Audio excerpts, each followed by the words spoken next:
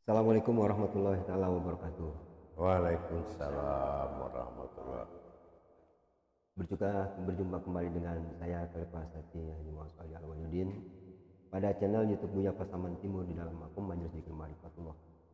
Alhamdulillah bisa kembali hadir dalam rangka bermuzakarah dengan guru mursyid kita Syekh Nur Muhammad Buya Irwan Maulana Al-Khalidi. Hadirin permisa jemaah maupun para salik di seluruh negeri, dari dalam dan di luar negeri.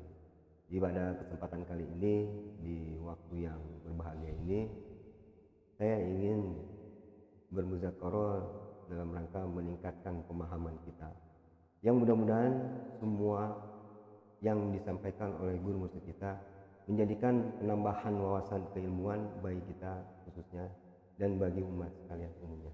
Insyaallah. Hadirin sekalian, sebelum kita mulai, baiklah kita sapa dulu guru mursyid kita Syekh Nur Muhammad Buya Irwan Maulana Al-Khalidi. Assalamualaikum warahmatullahi wabarakatuh. Buya. Waalaikumsalam warahmatullahi.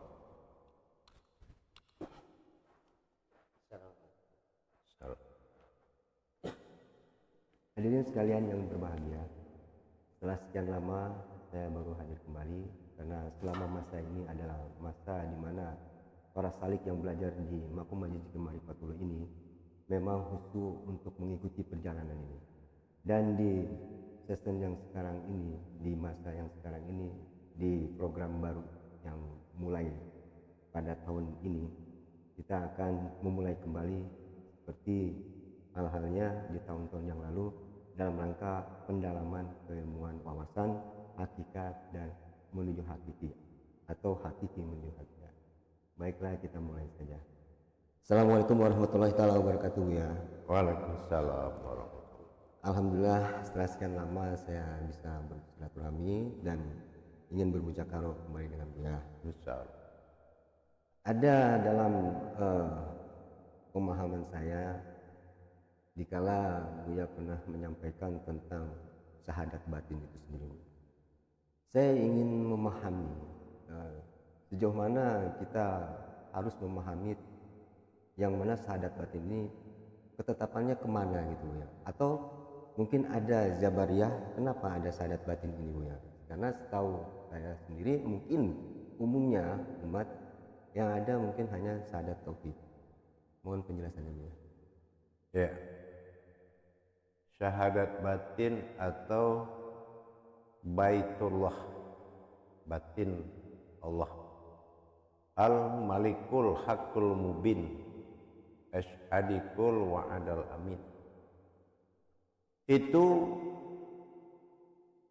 menyatakan bersekutunya dia dengan sifatnya sendiri dengan menghadirkan kata aku di dalam Baitullah. Syahadat batin itu menyatakan adanya keumatan pada diriku sendiri, dan umat itu adalah aku. Itu secara imannya bermakna ke situ. Yang kedua, menyatakan usul. Usul itu aku tidak berasal dari mana, tapi aku bangkit dengan nyata sebagai diriku. Nah gitu ya. Jadi di situ dikatakan al-haqqul mubin, al-haq. Nah al-haq itu adalah hakikinya ya, dari hakikat yang berwujud kepada kebenaran tunggal. Aku datang dari kebenaran. Al-Maliku Haqqul Mubin. Datangkanlah aku dengan nyata, mubin. Dan siapa yang nyata itu? Ini tajalli ma'rifaturuhnya. Asyhadikul Wa'adal Amin. Dan itulah diriku. Nah, telah ternyata Al-Haq ini memiliki sebuah wujud. Nah, barang siapa yang beribadah kepadaku, dia harus mendapatkan wujudku sendiri, harus berderajat wujudku sendiri. Nah, kita lihat kok ada Tuhan, kok ada umat. Kalau mungkin di dalam iman lain itu sebuah ketentuan. Tapi di dalam iman Islam itu bukan sebuah ketentuan. Itu sebuah keinginan dirinya, hakiki dia untuk menjadikan sifat dan tingkah lakunya adalah hakikat ketuhanannya. Karena dia ingin menjadi Tuhan. Nah, jadi itu disebut syahadat batin. Syahadat batin adalah alam batin, diri batin dalam alam batin. Diri batin adalah keakuan, ya kan? Nah, sementara yang dikatakan batin itu adalah keakuannya yang menjadi persembunyiannya, mubin. Oh iya. Nah, gitu. Jadi terlebih dahulu dia sudah Tuhan sebelum menjadi ketuhanannya. Sebelum dia adakan ketuhanan, dia tuh sudah Tuhan dari dirinya sendiri. Dari sinilah dia menyatakan hakiki dirinya yang sebenarnya. Ya, hakikinya adalah al-haq dan hakikatnya adalah amin. Nah, gitu. Itu yang dikatakan Baitullah atau batinku yang bernama Allah. Nah, dikatakan dia bernama Allah, kita lihat contohnya. Kenapa ditulis di Ka'bah? Ya. Nah, di situ kita orang yang menunaikan ibadah ke Baitullah harus dia menemui Baitullah itu. Jadi itu makna dari kenapa ditaruh di depan pintu Ka'bah itu, Bu? Ya, itu mubin. Mana zahirnya mubin tadi? Mubin itu artinya kan nyata. Nah, sementara al-haq ini adalah batin. Mubin itu nyata. Nah, jadi mana batin Tuhan yang nyata? Mana batin Tuhan yang nyata yang jatuh menjadi aku? Dikala al-haq, dia adalah dia. Tidak tersentuh dengan nama, tidak tersentuh dengan bayangan atau sebuah perumpamaan. Tapi setelah dia al-haqqul mubin, al-haq, ya, diri al-haq atau alam al-haq. Alam al-haq menuju diri al-haq, sebuah wujud dari wujud. Nah, ini jadi kena pimpinan dari seluruh syahadat. Gitu. Syahadat batin atau syahadat al-haqqullah menuju syahadat tauhidun dan terlihat di syahadat tauhidin. Nah, tiga syahadat ini harus satu jalan. Jadi kenapa dia beribadah kepada Allah itu lebih awal? Ma'rifatullah itu adalah Baitullah.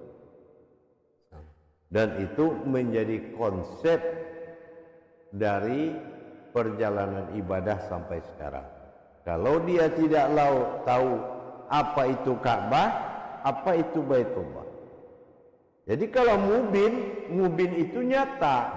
Nah, itulah zat yang berdiri, Ka'bah, Ba'ah, ya. Dan itu adalah Baitullah yang mubin, Nyata. Nah, kalau didarikan ke tubuh, mana Ka'bah itu tubuh, ya, mubinnya. Nah, gitu kan. Nah, mana Baitullah itulah ruhani. Jadi kalau kita ke sholat menghadap kiblat, menghadap Ka'bah, artinya diri runtuh, lahir Ka'bah. Nah, gitu. Batin naik, wujudlah Baitullah. Jadi akhirnya diri ada di dalam Baitullah. Nah, maka terjadilah sebuah kesempurnaan, namanya Masjidil Haram. Nah, itulah yang dikatakan mubarakah atau diri yang tidak ada salah lagi. Sama. Jadi semua ini ada keterkaitan gitu ya, kalau kita mau berpikir dan memahami makna semua ini. Lalu dengan syahadat yang umum orang, ini kan kalau dalam konteks di umat, kebanyakan kan seperti tadi saya sampaikan, hanya mengenal syahadat itu, atau yang dikatakan syahadat tauhidin itu loh. La ilaha illallah Muhammadur Rasulullah. Sementara dalam syahadat batin ini as-sadiqul wa'dal amin al-malikul haqqul mubin. Kalaulah dibuat semacam pemahaman tadi Buya sampaikan iman, kalau syahadat batin ini makomnya kemana Buya? Ini adalah sandaran tingkatan derajat ya. Orang yang sampai tingkat pemahamannya ke hakiki, nah ini akan mendapatkan keberuntungan. Afqalala fil mu'minin, beruntunglah orang-orang yang berilmu. Allazihum sholatihim, yang kusuk dalam sholatnya. Artinya kenapa disuruh melihat Ka'bah? Karena Ka'bah itu adalah konsep ibadah. Pertama dia ibadah kepada wujudnya Allah, Tuhan yang mana belum ada agama. Ya. Yang kedua, dengan hadirnya dalam syahadat batin, maka terjadilah hubungan syah kalau aku juga Allah dan aku juga umat, atau dikatakan Allah dan Muhammad itu bukanlah sesuatu yang terpisah. Amin. Ya, makanya jatuh ke kekuasaan tauhidinnya menjadi Rabbil Alamin, dengan makom keumatannya rahmatan fil alamin, dan sebelumnya dia adalah amin, aku. Seperti itu. Nah gitu ya. Nah disinilah kita di saat sholat itu menghadirkan aku ini, amin, dengan menaikkan derajat hakikat ibadah, di mana umat di situ berbicara kepada Tuhan, berdoa kepada Tuhan dalam Al-Fatihah, dan Tuhan juga yang menjawab di dalam kodrat yang satu. Ya kan? Amin dengan rahmatan fil alamin. Nah gitu. Sepintas memang kalau disimak seperti Allah tuh memberikan kemudahan gitu ya dalam beribadah ini. Kalau saya sepintas tadi saya pahami. Jadi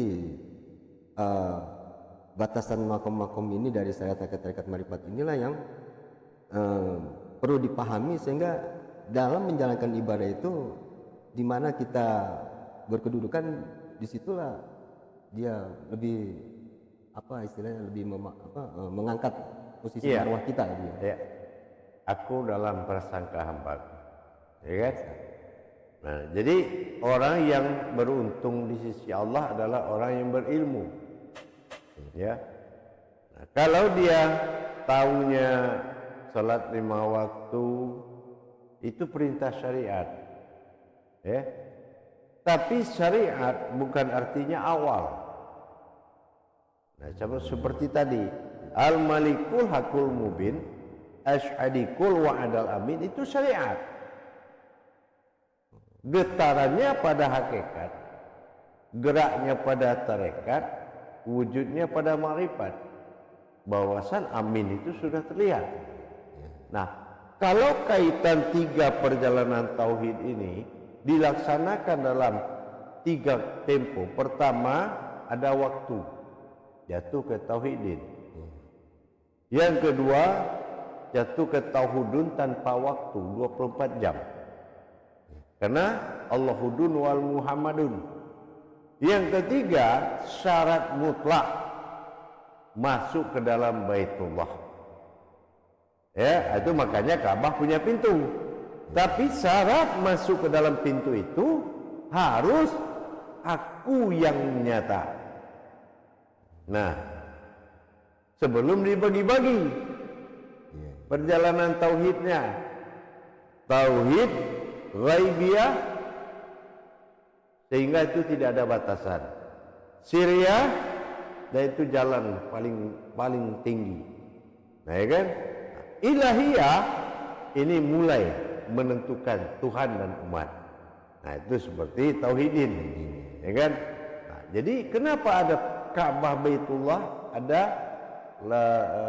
suatu kaligrafi Al-Malikul Haqqul Mubin Asyarikul Wa'adal. Itu syarat memasuki Baitullah. Ya, Ka'bah itu dia lihat di dirinya mana, Baitullah itu mana. Nah, sekarang sudahkah Baitullah masuk ke dalam Ka'bah masuk dalam Baitullah? Dan yang keluar, sudahkah Baitullah berwujud Ka'bah? Ini yang ditawafkan dalam solat, namanya salatu alal min tawaf.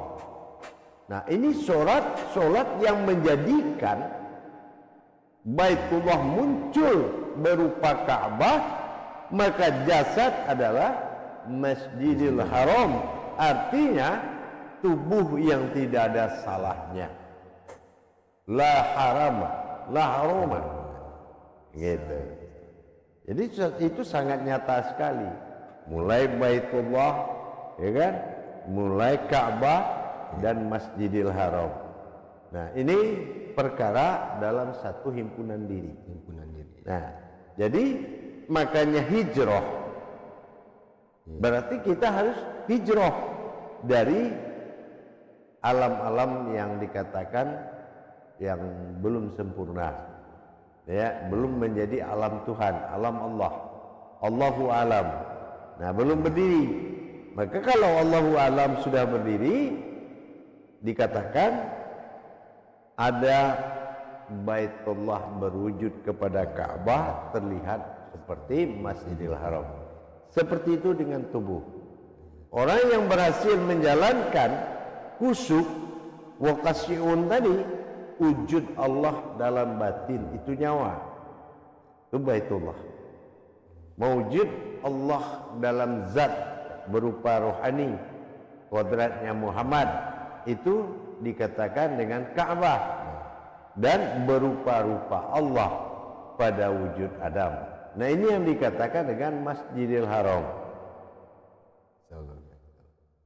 Berarti itu udah mabrur hajinya, dengan dia laksanakan makrifat itu pada tawaf. Rupanya seperti itu untuk mendapatkan sebuah kemakmuran ya dalam menjalankan ibadah. Iya, itulah haji mabrur. Orang yang haji mabrur itu bukan seorang haji. Tidak ada panggilan haji dalam Islam, tidak ada. Ya, karena haji itu adalah hijrah, nama sebuah ibadah, ya, dalam rukun Islam. Tetapi pulang-pulang ada yang bilang dia Pak Haji. Nah, ini tidak ada aturan dalam Al-Quran. Siapa yang pulang dari Mekah dipanggil Pak Haji. Nah, yang ditakutin orang pulang sedekah dipanggil Pak Sedekah, ya kan? Nah, gitu. Kalau direnungkan mengenai syahadat batin ini dalam konteks harfiahnya, kalau memahami batinnya, dia kan seperti sebuah persembunyian. Dan kaitannya, seperti saya memahaminya, sepintas selalu itu menyatukan sesuatu yang tersembunyi, kalau memahami seperti itu, hingga dia nyata gitu, apa seperti itu? Memang kalau dalam pandangan akidah, Tuhan itu kan bukan tiba-tiba ada, tapi dia berangkat dari sebuah riwayat yang menjadi sejarah. Berangkat dari Maha Esa sampai menuju Maha Besar. Itu ada 3 langkah tauhid. Nah, sebetulnya tauhid batiniyah itu disebut dengan tauhid wujudi. Wujudi itu artinya kewujudan aku. Akulah yang wujud. Al-Haqqul Mubin. Nah, ya kan? Dan aku muncul ke dalam keakuanku. Wasadikul adal amin. Kalau dalam pemahamannya kan seperti itu. Berarti ini kan kalau dalam konsep pelajaran kan harus ditajalikan, betul ya? Betul. Artinya kita memang harus mendalami dan belajar seperti itu ya. Iya. Saya rasa unek-unek atau tanda tanya selama ini saya mengenai sadat batin ini, saya cukup puas dengan apa yang Buya tadi sampaikan. Karena selama ini itu yang selama ini saya pikirkan, kemana nih arahnya sadat batin, terus di makomnya tuh di mana? Karena saya mungkin juga ada yang bertanya atau berpikir seperti itu. Terus kenapa lagi kok ada kaitannya apa kalaulah as-sadiqul wa'dal amin al-malikul hakul mubin ini dikait-kaitkan dengan yang kaligrafi atau kalam yang ada di pintu Ka'bah gitu ya. Tapi dari apa yang tadi Buya sampaikan, alhamdulillah saya isyarat ini ya. Jadi apa tujuanmu ke Mekah? Yaitu hijrah. Nah, hijrahnya di mana? Di mana hijrahnya? Dari mana ke mana? Sehingga dia menjadi haji mabrur. Ya, itu dia tadi. Al-Malikul Hakul Mubin Ashadikul Wa'dal Amin. Itulah Ka'bah Baitullah. Rupanya jawabannya di situ. Jawabannya di situ. Merubahnya harus dengan kekuatan sholat tawaf. Disebut sholatul du'i. Sholat yang bergerak 24 jam. Kenapa tidak berlaku di luar Mekah? Karena memang itu perintah Baitullah. Nah, tapi wajibkah ke situ juga tidak? Kifayah. Kenapa? Di sini Allah dinyatakan Allahu alaina min alaina. Jangan mencariku pada sebuah tempat. Allazi min wa aina wa innahu aina min inna. Jadi jangan kita mencari aku pada sebuah tempat, tapi karena aku sudah ada sebelum tempat itu ada. Tetapi dalam ma'rifatullah dengan imanullah, iman pertama adalah Tuhan. Ya kan? Iman kedua adalah umat. Nah, kenapa orang beruntung, orang berilmu? Karena dia melakukan tanpa ke Mekah. Tapi untuk menyenangkan imannya, tidak ada salahnya dilakukan. Seakan-akan merasa lebih abdol lah mungkin. Iya, rasa gitu. abdol. Jadi kalau boleh lebih spesifiknya lagi Bu ya, ketika seseorang ingin hijrah itu baiknya seperti apa Bu? Apanya?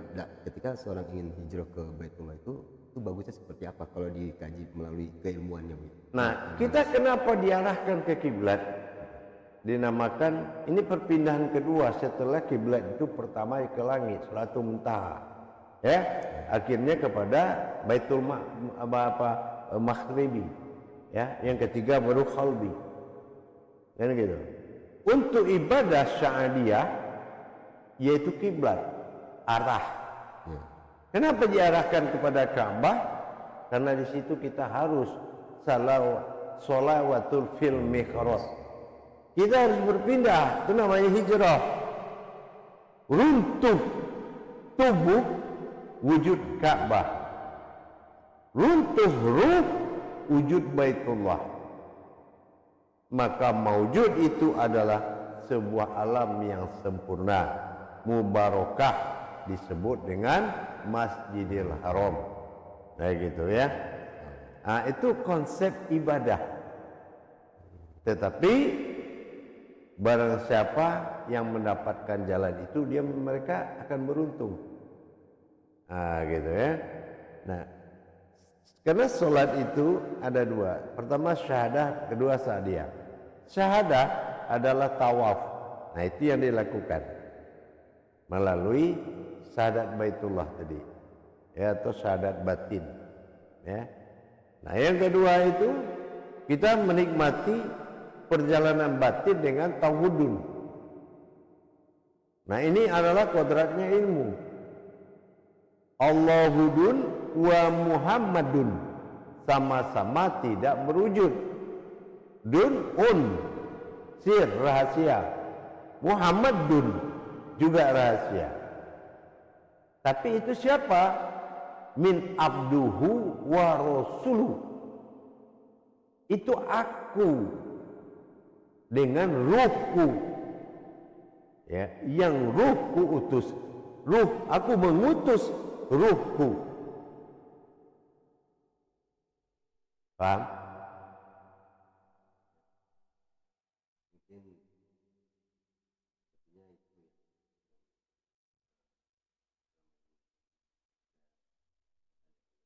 Insyaallah. Insyaallah. Insyaallah. Ya. Sangat luar biasa dari apa yang Insyaallah. Ya. Paling tidak itu khalifah, mereka itu menghadap kiblat itu sudah tahu tujuannya. Jangan hanya menghadap matahari terbenam. Soal sholat, kenapa maghribi wal masriki? Dari hidup menuju mati. Itu sifat alam, tapi hakikatnya di situ Ka'bah Baitullah.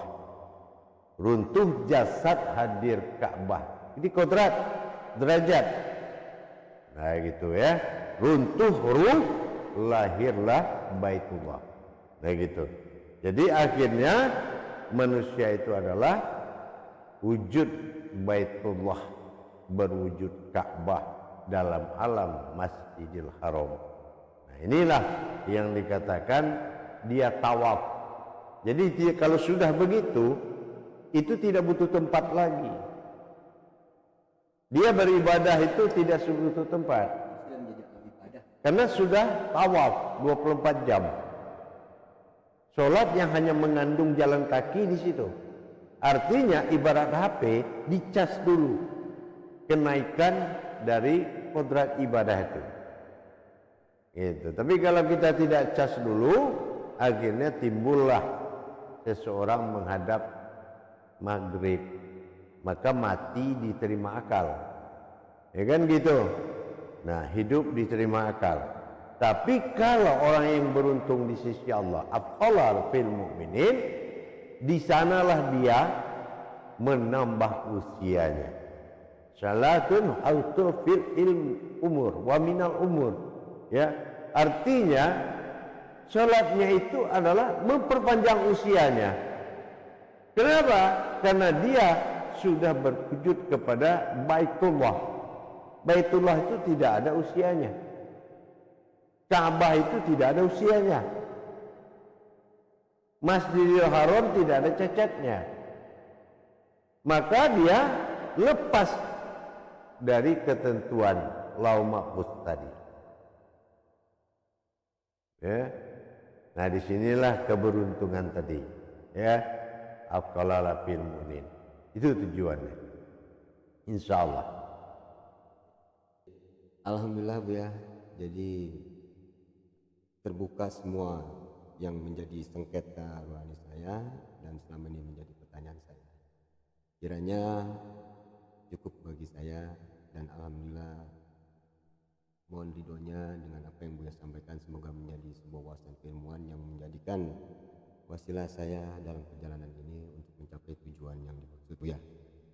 Di akhir acara mungkin saya kangen juga nih, sudah lama ingin mendengarkan kalam-kalam Buya yang selama ini saya juga dengar. Silakan Buya. Ya, insyaallah. Amanah atau pesan dari saya itu, jangan mencari siapa yang menyembah dan siapa yang disembah, karena itu adalah perbuatan ketuhanan dari satunya Tuhan. Salam. Insyaallah. Yang penting jadilah jiwa yang mengabdi. Insyaallah. Amin. Insyaallah. Alhamdulillah, demikianlah tadi para pemirsa jemaah baik salik maupun para hadirin yang selalu setia menyimak mujakkaro maupun tausiah-tausiah dari guru mursyid kita Syekh Nur Muhammad Buya Irwan Maulana Al-Khalidi. Dan di saat ujung-ujung acara ini tadi juga kita sudah kembali mendengarkan kalam-kalam yang selama ini kita rindukan di akhir-akhir acara ini. Jadi kiranya cukup untuk pertemuan saya dengan guru mursyid dengan apa yang ingin saya bahas dari awal tadi. Semoga apa yang disampaikan beliau menjadi tambahan atau penambah wawasan kita dalam perjalanan ini menuju dia. Kiranya demikian. Akhirul kalam. Wabillahi taufiq wal hidayah. Assalamualaikum warahmatullahi taala wabarakatuh. Waalaikumsalam warahmatullahi